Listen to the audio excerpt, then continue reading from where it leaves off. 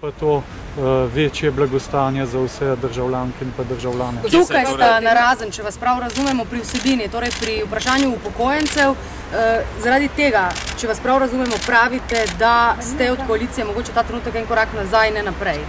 Ja, prej bi ocenil, da smo kakšen korak nazaj. Zaradi upokojencev? Zlasti zato, ker se mi zdi, da ta pogajanja okoli programa, okoli koalicijske pogodbe bodo lahko zelo trda, glede na stališča, ki so bila že javnosti nekako predstavljena strani predsednika oziroma bodočega mandatarja. In pa tudi to, kar je bilo sproženo že v preteklem tednu, da pač nekateri koalicijski partnerji pričakujejo formulo 3+1. Jaz moram reči, da s to formulo se mi ne bomo strinjali. Koalicijo in on več očitno v tem smislu neformalnem ne pristaja več na to 3+1. O tem govori predvsem predsednica LDS-a Katarina Kresal. Ja, res je, ampak poglejte, mi pričakujemo, ko bomo se pogovarjali in dogovarjali koalicijsko pogodbo, da bomo takrat vsi sedeli za isto mizo in imeli vsi enak položaj, oziroma vsaj takšen položaj, ki ga narekuje moč, ki jo ima posamezna stranka v državnem zboru.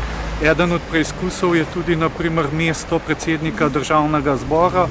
Po tem principu bi to mesto, če se stranka zares odpove temu mestu, bi to mesto moralo pripadati stranki Desus, razen če bi se kot stranka drugače odločili. Vam bi bilo to mesto ponujeno, skratka danes na današnjem pogovoru, mesto predsednika državnega zbora? Zaenkrat to mesto še ni bilo ponujeno, ker kot sem informiran, tudi stranka zares se še ni dokončno izrekla. Kateri drug položaj, ki bi odtehnil to mesto, kateri od ministrskih mest?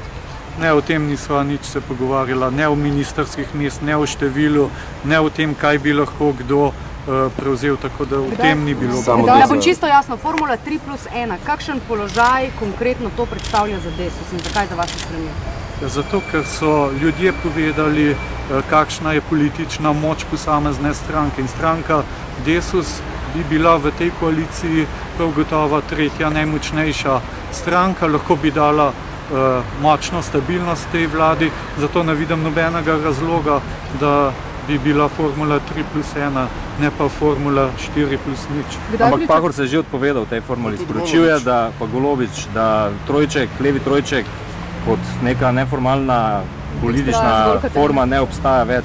Čem je torej problem? Oziroma, kaj vam je Pahor, da sta potem rekla? Toliko bolje, če se na verbalni ravni odpovedujeta tej formuli, vendar jaz bi si želel in stranka Desus, da tudi pri konkretnih nadaljnih ravnanjih bo ta formula 4+0 spoštovana. Kaj pa je torej izšlo danes iz tega?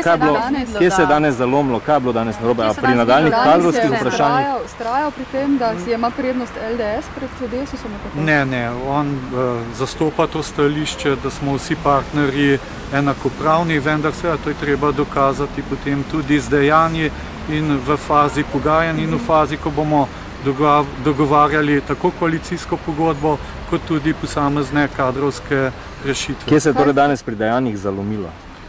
Se ni nič še zalomilo. Ampak korak nazaj ste? Ja, korak nazaj pa smo.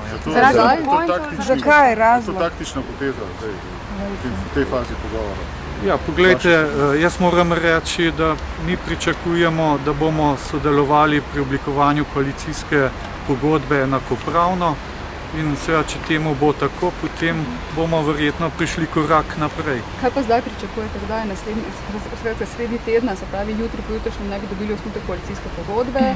Kot vemo, doslej nekaj večjih razhajanj med vašim volilnim programom in volilnim programom SD-a v teh ključnih temah ni bilo, kot vemo, kot ste vi večkrat podarili javno. Zdaj me zanima naprej, ste se dogovorili, da se naprej srečujete vseh 5 strank, ki boste tvorili, oziroma 4 stranke, ki boste tvorili koalicijo skupaj na sestanku, da bodo še vedno ločeni pogovori?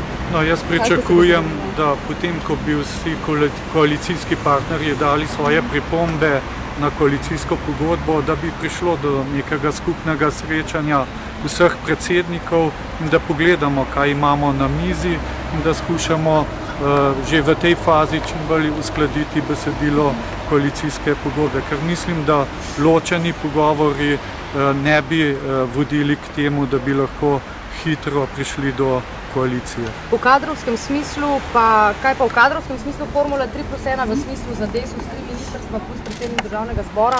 Je to vaše izhodišče? Ne, to ni naše izhodišče. Naše izhodišče je eno mesto več od najmanjše koalicijske stranke. Katera ministrstva, recimo imate v mislih, za vas se je najprej omenjalo obrambno, potem že zdravstveno? Ja, pa še kaj se bo omenjalo, ampak vztrajam pri svoji odločitvi, da želim nadaljevati tam, kjer že delam, ker ne vidim nobenega razloga za menjavo. Kaj vam je pa Pahor rekel na to vašo željo? O tem se niso pogovarjali. Za vas ne bi bilo moteče, če bi se koaliciji pridružila tudi SLS? Celo menim, da v tej fazi bi bilo potrebno, če želi Slovenija dobiti koalicijo.